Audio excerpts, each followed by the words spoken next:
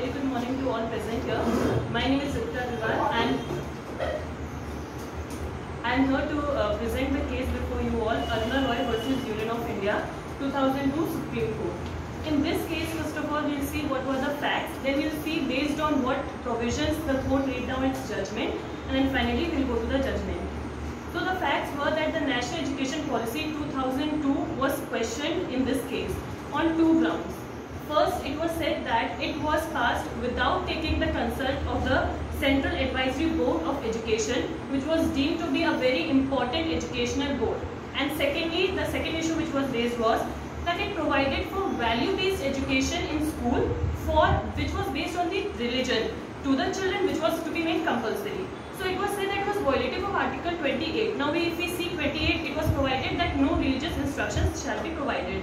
So based on that only it was said that it was violative of secularism.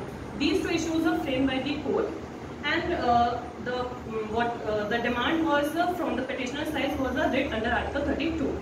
So the court laid down its judgment on these two facts. First, when we talk about the consultation with Central Advisory Board of Education, it was held that it is acceptable that it is a very important board when it comes to making any policy for education. But even if it has not been consulted before making such education policy, the policy does not become invalid, even though the remedy available here in this case is that if after its enforcement, a review meeting can be held with that advisory board, and if any changes that can be made and it can be modified, but the education policy will not be invalid. And the second question, which was the main question, whether that value-based education, which was based on religion, is violative of secularism or not, here the court laid down that there is a difference between two things. First is religious instruction, and second is the study of religion. The court said that the latter, that is the study of religion, is permissible. Now, there was one of the justices who said that study of religion has two positive impacts. First, it develops an understanding, and also it develops a respect for the other religions. A child can grow in its whole terms, in its entirety, only when he not only adapts himself, his religion, but also the other religions, the entire world, in the surroundings which he sits, reads, whatever he does. So he has to understand his surrounding also, and in surroundings people from different religion come. So when you study other religions, their practices, then you are able to adapt more easily to the other people, communicate with them more easily and more confidently. So they said it is permissible, and also it was such study of religion was not a religious instruction, but it was just for general awareness, providing to the children one principle, that the essence of all the religion is the same. There is only the difference of the practices, and only the knowledge of that practices as a part of general awareness is being provided. But the essence of religion is the same. This was the motive, so for which the study of religion was to be introduced in the national education policy. And this was also, the court also held that this from a long period of time many moral values were denigrating. So this was to restore the moral values, and also to bring among the children a unity, morality, moral values, which are very important for any children who is at a growing stage, because once it is inculcated at the lower level and in the primary level, then only a child can go further with it and succeed in life. So for spiritual growth, for unity, for morality, and for restoring those ethnic values, such study of religion was very important to accept yourself and also the others surrounding you. Thank you. Hindi वालों को कुछ बता पाएंगे? थोड़ा सा संक्षेप में। Sir केवल जजमेंट की पूरा फैक्ट। फैक्ट इसमें ये था कि जो नेशनल एजुकेशन पॉलिसी 2002 की थी, उसको यहाँ पे प्रश्नगत करा गया था इस आधार पे कि पहली बात तो उसमें जो central advisory board of education था, उसकी सहमति नहीं ली गई थी, और जबकि वो एक काफ़ी महत्वपूर्ण इंस्टीट्यूशन था जब एजुकेशन में किसी पॉलिसी को बनाने की बात आती थी। और दूसरा ये बात थी कि इस नेशनल एजुकेशन पॉलिसी में एक नई चीज़ इंट्रोड्यूस करी गई थी, एक वैल्यू बेस्ड एजुकेशन, जो कि रिलीजन पर बेस्ड थी। तो ये कहा गया था कि 28 के सेकुलरिज्म को वायलेट करती है। तो ये तो इशू भी बने यहाँ पे, और एक 32 के तहत, आर्टिकल 32 के तहत एक रिट की डिमांड करी गई।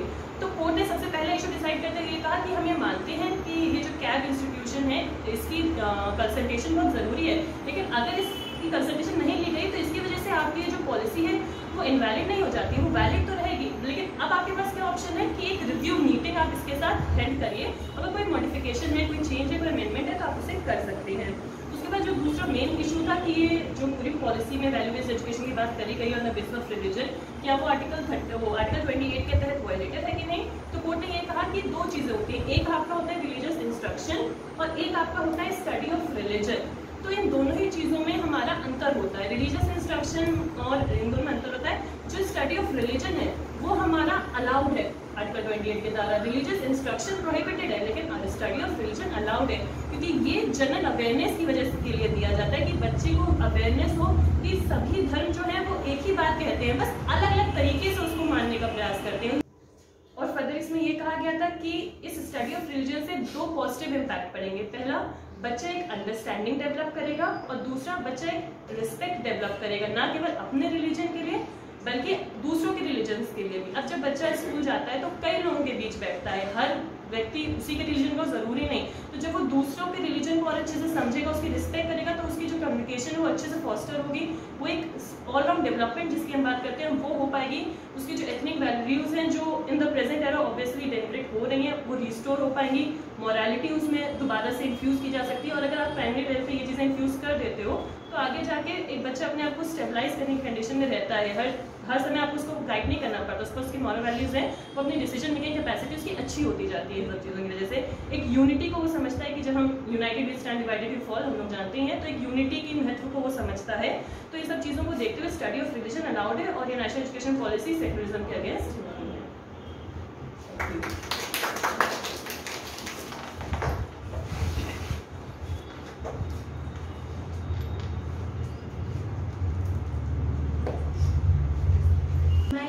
मैं आपको आज कॉन्स्टिट्यूशन से रिलेटेड जो आर्टिकल्स है 25 to 28 धर्म से रिलेटेड, धर्म पे स्वतंत्रता का अधिकार जो प्रदान करता है, उससे रिलेटेड आपको मैं एक केस है एथेस society of India versus MP, जिसमें आपको मैं बताना चाहती हूँ। इसमें ये हुआ था, एक पिटिशनर था, वो एक नास्तिक व्यक्ति था, उसने ये फाइल किया था कि जो सरकारी भवनों और स्थलों पे जो शिलान्यास वगैरह होता है वो धार्मिक कार्य नहीं होने चाहिए, क्योंकि ये एक धर्मनिरपेक्ष, हमारा जो एक भारत है वो धर्मनिरपेक्ष है, तो वो उसका उल्लंघन करता है, ये पंथनिरपेक्ष उसका उल्लंघन करता है, तो ये नहीं हो सकता है। आर्टिकल जो हमें 25 से 30 तक जितने भी अधिकार मिले हैं वो सभी चीज़ों का उल्लंघन होता है। तो इस पे जो न्यायालय था उसने ये कहा था कि ये उल्लंघन नहीं करता है, ये जो हमको राइट्स मिले हैं वो एक भारत का धर्मनिरपेक्ष होने का मतलब ये नहीं है कि वो उसका कोई धर्म नहीं है, वो अनुष्ठान नहीं कर सकता, धार्मिक स्थलों वगैरह पे पूजा अर्चना की जा सकती है, क्योंकि एक पिटिशनर एक नास्तिक है। तो इसका मतलब ये नहीं कि जो हमारा सरकार है वो उसके जो न्यायालय है उसके अधिकारों को गारंटी प्रोवाइड करे। नास्तिक होने की वजह से करोड़ों लोगों जिनकी आस्था इससे जुड़ी हुई है, जो पुराने कालों से नारियल तोड़ना ये सब करना जो जुड़ा हुआ है, उनकी धर्म को ठेस नहीं पहुंचाई जा सकती है। तो एक नास्तिक को गारंटी ना देते हुए हम सभी लोगों को उनके अधिकारों को देखते हुए उनको ये करने का अधिकार है और वो ऐसा कर सकते हैं और सरकारी स्थलों पे ये सब हो सकता है। और ये जो एक धर्मनिरपेक्ष कहा गया, इसका मतलब ये है कि मतलब सांप्रदायिक लोगों को एक साथ जोड़ना, भाईचारे की भावना उनमें एक साथ लाना। इसका मतलब ये नहीं है कि वो अपनी जिस धर्म को मानते हैं उसको वो फॉलो ना करें। तो इसमें न्यायालय का कहना यही था कि ये गारंटी केवल एक नास्तिक के कहने से हम इसको समाप्त नहीं कर सकते हैं। जो चाहे, जो अपने धर्म जो अपनाना चाहते हैं, जो शिलान्यास वगैरह में धार्मिक कार्य वगैरह करते हैं, वो कर सकते हैं।